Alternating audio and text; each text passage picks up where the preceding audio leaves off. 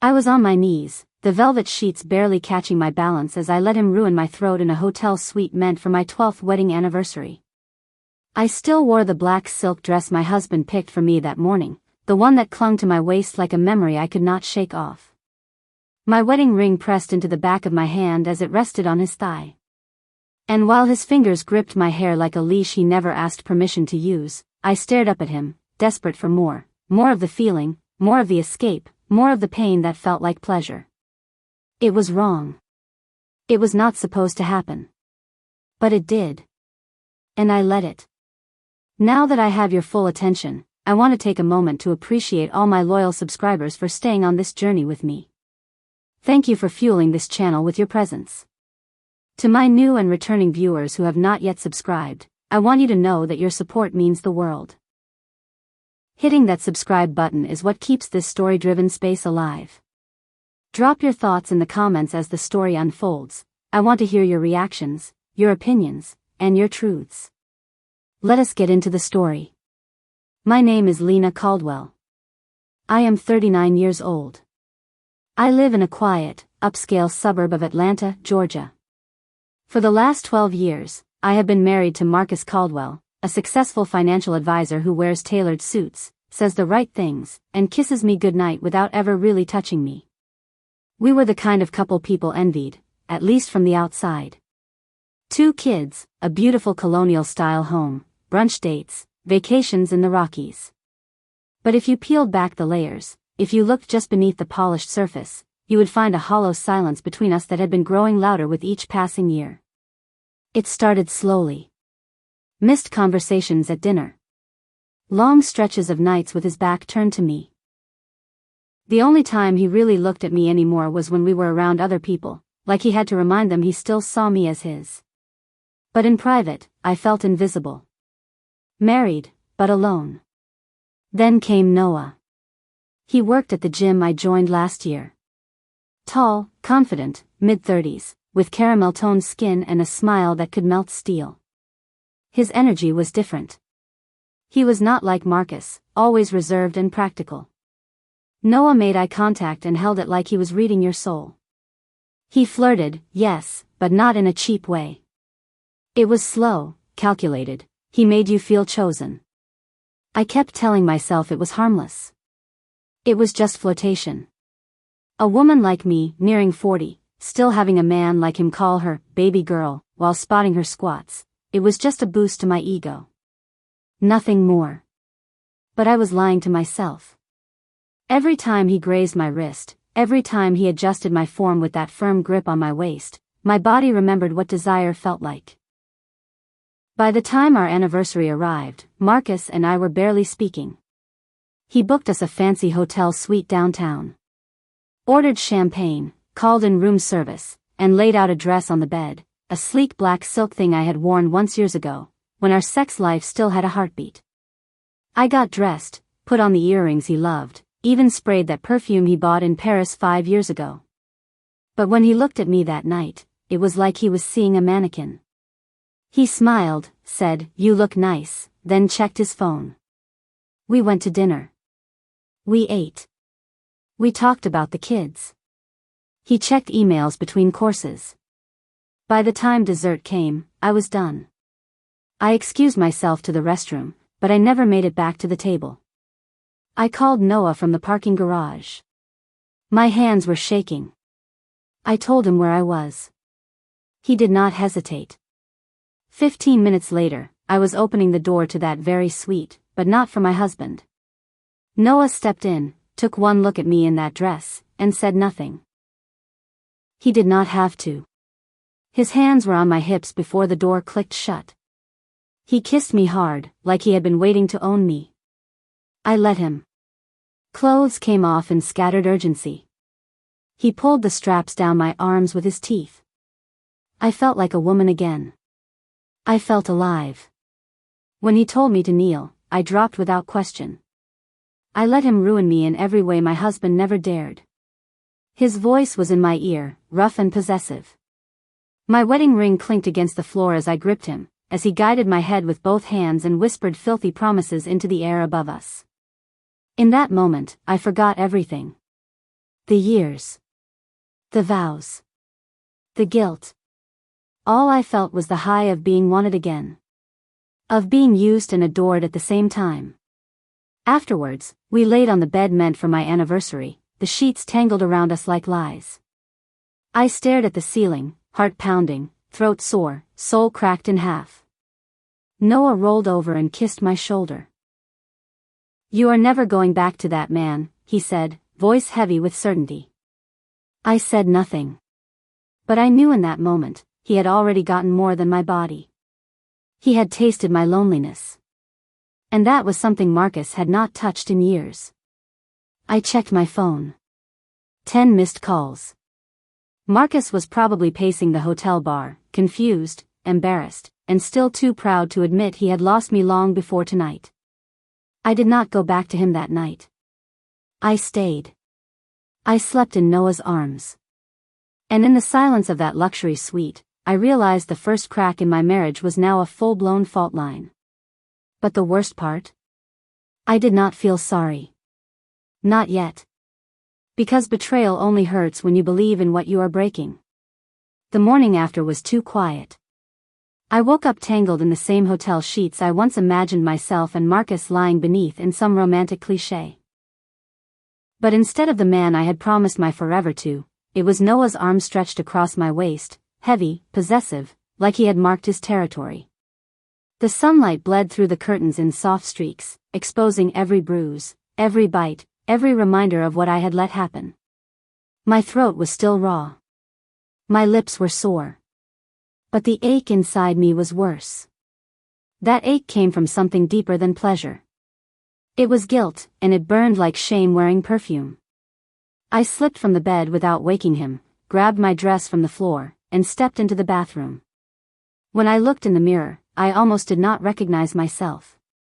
My makeup was smudged, my hair a mess, but it was not just that. My eyes, they looked darker. Emptier. Like a piece of me had stayed down on my knees last night and never stood back up. I wanted to cry, but the tears would not come. They never did when I needed them most. By the time I returned home, the sun was high and the kids were gone. Probably with Marcus's sister, since he hated letting them see us argue. He sat on the living room couch, phone in hand, lips pressed into a straight line. He did not ask where I had been. He did not yell. He just looked at me with that same distant expression I had grown to hate. "I ordered breakfast," he said, voice calm, almost robotic. I nodded and walked past him. Not a single word about me disappearing on our anniversary night. No questions. No accusations. That was Marcus. Always in control. Always passive. I almost wanted him to scream. I wanted a slap, a broken plate, something to make me feel human again. But instead, he just kept being the man I had betrayed in silence long before I opened my legs to another. In the days that followed, I tried to function. I cooked. I worked from home. I kissed the kids goodnight and played the role of devoted wife. But inside, something had shifted. Noah had opened a door inside me that refused to close. He messaged me constantly. Short, intense texts that made my skin prickle. "Thinking about you bent over that hotel couch. Your throat belongs to me now. He does not deserve you. I will show you what real love is." At first, I ignored them. But it did not take long before I was answering back. The shame turned into desire. The guilt mutated into addiction. We met again a week later. Then again. And again. In his car. At the gym after hours. Once even in my own garage while the kids were inside playing video games. Every time, I told myself it would be the last. But it never was. Noah was younger, hungrier, rougher. He made me feel dangerous. Desired. And for the first time in years, I stopped feeling like furniture in my own home. Marcus, on the other hand, had started noticing something. He would come home early some evenings. Ask about my schedule. Offer to take me on dates I knew he did not care to go on. It was subtle, but I could feel it. He knew something was off. But he could not prove it. And I was careful. Or so I thought. One afternoon, while folding laundry, I found something buried deep in the pocket of Marcus's jeans, a receipt from a jewelry store. My heart stopped. He had bought something just 2 days ago. The purchase was made the same evening I was in Noah's apartment, face pressed against the glass of his sliding door as he moaned my name into my spine. I stared at that little piece of paper and felt sick. Why was Marcus buying jewelry now? Guilt? Suspicion? Or worse, was he cheating too? That thought hit me harder than I expected. It should not have mattered. I was the one with her body soaked in another man's sweat. I was the one swallowing lies and locking her wedding ring in a drawer before leaving the house. But the idea that Marcus had secrets of his own made my skin crawl. The next few days passed in a blur of suspicion and lust. Noah was becoming more demanding. He wanted more time. He wanted me to spend nights at his place. He started asking questions I did not have answers to. Do you love him? Are you staying for the kids, or for the lie? When are you going to leave him? I had no idea what to say. I was not ready to leave. I was not ready to stay either. Then came the night that changed everything. It was a Friday. The house was quiet. Marcus had taken the kids to his mother's. He claimed it was so I could rest. But I knew he was watching me. He had been too agreeable lately. Too kind. Noah texted me around 8 p.m. I am outside. I froze. I had not invited him. I had not even answered his last 3 messages. I walked to the window and there he was, leaning against his black Dodge Charger, arms folded, waiting. I went outside. My body moved before my mind could catch up. You should not be here, I said, keeping my voice low. He smiled, but there was something in his eyes that I had not seen before, something cold. I wanted to see you. You have been avoiding me. I have a family, Noah. He stepped closer. You mean a man who stopped touching you 5 years ago? A man who does not even know what you sound like when you moan his name? I slapped him before I even thought about it. The sound cracked through the air like thunder. He caught my wrist, tight but not painful. His voice dropped.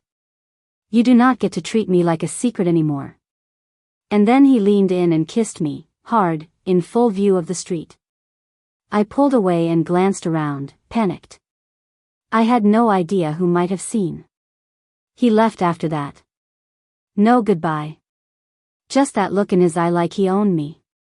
I went inside and locked the door, my chest pounding. Later that night, I could not sleep. I kept replaying everything, the affair, the receipt, the kiss on the sidewalk. I got up and went to the drawer where I had stashed that jewelry receipt. I needed to see it again. I needed some kind of answer. But it was gone. My heart sank. I searched everywhere. Every drawer. Every pocket. It had vanished. That was when I knew. Marcus had found it. He knew I had seen it. And he had taken it back. Just like that, the balance of power shifted. I was no longer the one hiding something. I was the one being watched. And I had no idea what he would do next. There is a moment after a secret begins to rot, when everything starts to stink, not just the lie itself, but everything it ever touched. My phone, my house, my skin, my memories, all of it began to reek of betrayal. That Sunday morning, the air in the house felt too still. The kind of stillness that does not bring peace, only dread. Marcus had returned with the kids late the night before. He kissed me on the forehead like he always did, then went straight to bed. But I could feel the difference in his touch. I stood in the kitchen pouring coffee when I heard the front door open. Noah. He should not have been there. I had stopped answering his messages again, trying to rebuild some fake sense of structure in my collapsing marriage. But he never needed an invitation. That was what scared me the most. I rushed to meet him before Marcus or the kids could see. "What are you doing here?" I hissed, panic choking my voice.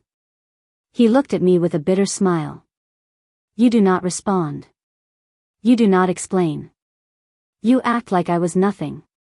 I needed to see your face again." I tried to usher him outside, but it was too late. Marcus stepped into the foyer, barefoot, calm, holding a coffee mug like this was any other Sunday. "Who is this?" he asked, eyes locked on Noah. Noah stepped forward before I could lie. "I am the man your wife has been fucking while you are out playing happy husband." My knees buckled. My entire soul wanted to vanish into the floor. Marcus did not even flinch. He just sipped his coffee, nodded slowly, then looked at me. "So it is true." I opened my mouth, but no words came. Nothing I could say would stitch the wound now gaping between us. Marcus looked back at Noah. "I suggest you leave. Before I decide this calm thing is no longer working for me." Noah smirked but stepped back. "She will come back to me. You know that, right?" Marcus said nothing.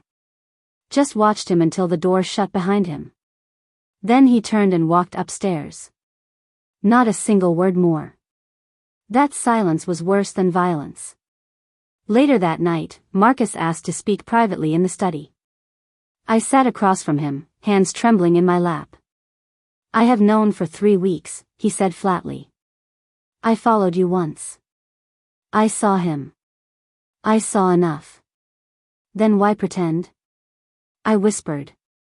He looked at me then, really looked. "Because I wanted to see who you really were when you thought I still believed in you." That broke something in me. I sobbed. I begged. I tried to explain the loneliness, the coldness, the way I had faded in his eyes. But nothing I said mattered anymore. "You think I have not been lonely," he said, voice shaking now. "You think I have not stared at your back every night wondering where the woman I married disappeared to?" And then he said something I never expected. "I cheated too." My heart stopped. "I started seeing someone 5 months ago. She is real. She listens. And I hate myself for it just as much as you do." I could not speak. I could not even breathe.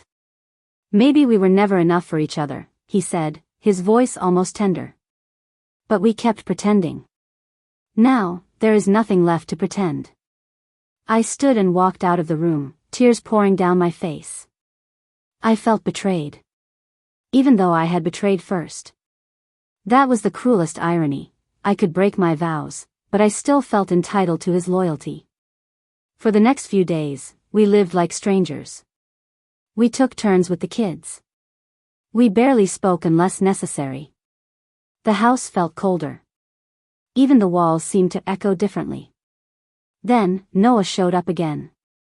He was waiting by my car after a grocery run. His eyes were darker this time. Desperate. "I want you to come with me," he said. "Now. Tonight. You do not belong there anymore." I shook my head. "I cannot do this." "You already did," he snapped. "You gave yourself to me. You let me ruin you. And now you act like it meant nothing?" He stepped closer and grabbed my arm. His grip was tight. Not painful. But full of warning. I pulled away, heart racing. "You need to leave me alone. I will not be a secret anymore, Lena," he said. "I will burn everything down if I have to." That night, I told Marcus everything. Every detail. Every place. Every lie. I expected rage. Instead, he just looked tired. "Do you love him?" he asked. "I do not know," I said honestly. He nodded. "Then let us stop pretending we can fix this." We agreed to separate. Quietly. For now. The kids would stay with me. Marcus moved in with his sister temporarily. I did not tell Noah. I blocked his number. Changed the locks. Bought pepper spray. My guilt had turned to fear. A week after Marcus moved out, I received a package on the doorstep. No return address. Inside was a small black box. It was the jewelry Marcus had bought. A gold necklace with my initials carved into a heart-shaped pendant. He had planned to give it to me on our anniversary. I collapsed on the floor, clutching that little token of the love I had slaughtered. I had waited too long to see what I had in front of me. And by the time I realized it, I had already destroyed it. I wear that necklace now. Every day. As a reminder. Not of the affair. Not of the ruin. But of the price you pay when you choose passion over peace.